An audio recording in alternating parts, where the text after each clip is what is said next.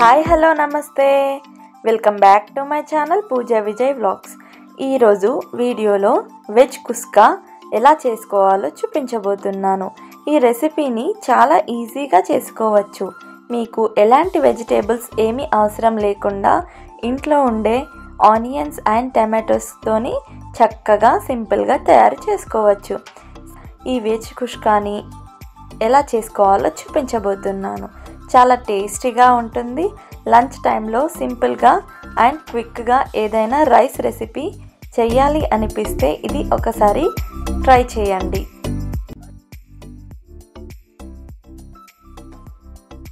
ముందుగా 1 గ్లాసు బాస్మతి రైస్ని తీసుకోవాలి.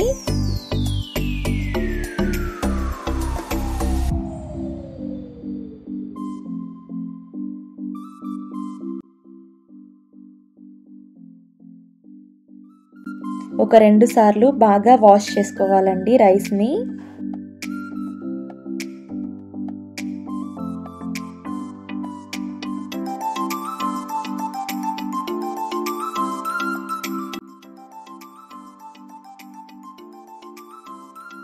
ఇప్పుడు వాష్ చేసుకున్న తర్వాత 1 గ్లాస్ ఆఫ్ వాటర్ వేసి ఒక హాఫ్ అన్ అవర్ పాటు నానబెట్టుకోవాలి.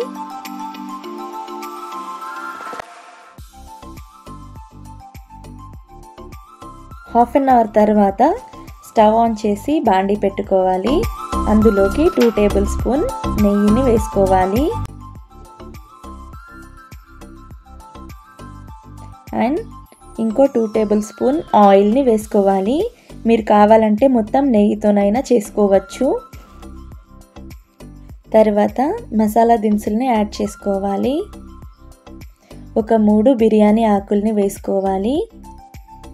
2 స్టార్ అనాసాని వేసుకోవాలి. 4 లవంగాలు, 2 ఇలాచీ, జాజికాయ,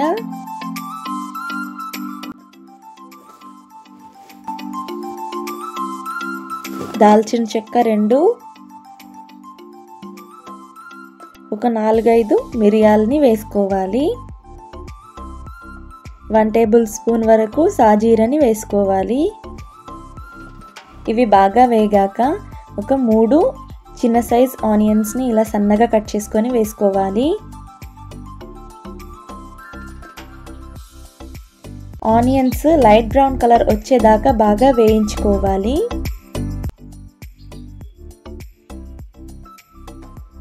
చూడండి, ఆనియన్స్ లైట్ బ్రౌన్ కలర్ వచ్చేసాయి. తర్వాత 2 టేబుల్ స్పూన్ అల్లం వెల్లుల్లి పేస్ట్ని వేసుకోవాలి.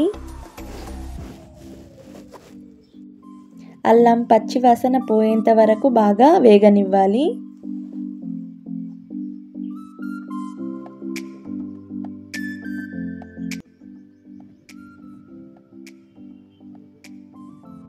తర్వాత ఇలా చిన్న సైజ్ 3 టమాటోల్ని తీసుకొని ముక్కలుగా కట్ చేసుకొని వేసుకోవాలి.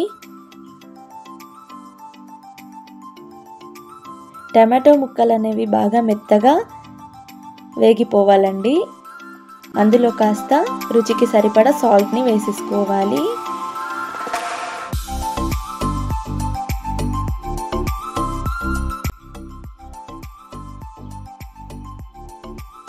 చూడండి, టమాటో ముక్కలు కూడా బాగా వేగిపోయాయి.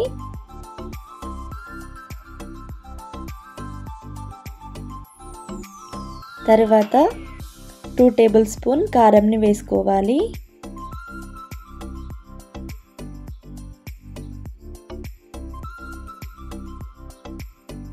ఒకసారి బాగా మిక్స్ చేసుకుందాం. తర్వాత 1 టేబుల్ స్పూన్ గరం మసాలాని వేసుకోవాలి.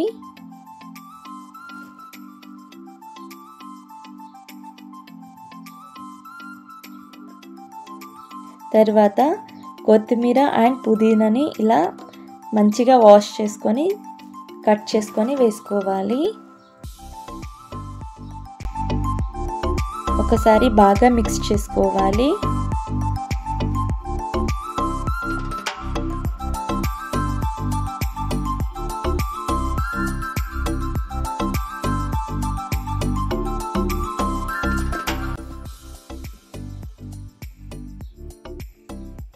ఇలా ఒకసారి మిక్స్ చేసుకున్న తర్వాత ఒక 2 పచ్చిమిర్చిని ఇలా మీడియం సైజ్గా కట్ చేసుకొని వేసుకోవాలి.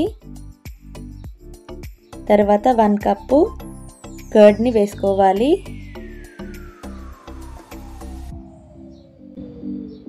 ఒకసారి బాగా మిక్స్ చేసుకోవాలండి.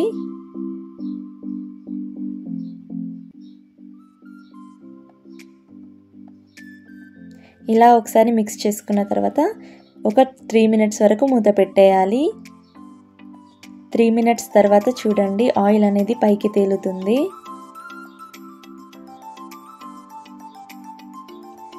ఒకసారి బాగా మిక్స్ చేసుకోవాలి. మిక్స్ చేసుకున్న తర్వాత మనం ఏ గ్లాస్తోనైతే రైస్ తీసుకున్నామో అదే గ్లాస్తోని 1 గ్లాస్ ఆఫ్ వాటర్ని వేసుకోవాలండి. మళ్ళీ ఒక పొంగు వచ్చేంత వరకు మూత పెట్టుకోవాలి.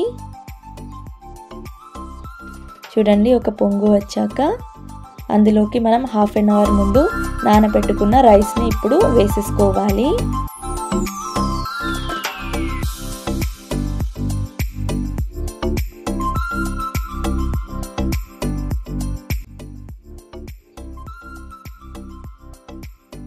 ఇప్పుడు ఒకసారి బాగా మిక్స్ చేసుకోవాలి. ఇప్పుడు ఒక 15 మినిట్స్ వరకు మూత పెట్టేసుకోవాలండి. 15 మినిట్స్ తర్వాత చూడండి రైస్ ఒక 50% ఉడికింది. ఒకసారి ఇలా మిక్స్ చేసుకున్న తర్వాత ఇంకో 15 మినిట్స్ వరకు మూత పెట్టుకోవాలండి. సిమ్లో పెట్టాలి. ఆవిరి బయటికి రాకుండా ఇలా బరువున్న వస్తువుని పెట్టుకోవాలి. 15 మినిట్స్ తర్వాత చూడండి మన కుస్కా రెడీ అయిపోయింది. ఎంతో సింపుల్గా ఉండే ఈ రెసిపీని మీరు కూడా ఖచ్చితంగా ఇంట్లో ఒకసారి ట్రై చేసి చూడండి. ఇలా సర్వింగ్ ప్లేట్ తీసుకొని అందులోకి సర్వ్ చేసుకొని తినేయడమే. వీటితోని పెరుగు రైతా అయితే ఇంకా బాగా టేస్టీగా కుదురుతుందండి. ఈ వీడియో గనక మీకు నచ్చినట్టయితే లైక్ చేయండి, షేర్ చేయండి, కామెంట్ చేయండి. మరిన్ని వీడియోస్ కోసం నా ఛానల్ని సబ్స్క్రైబ్ చేయడం మర్చిపోకండి. Bye guys.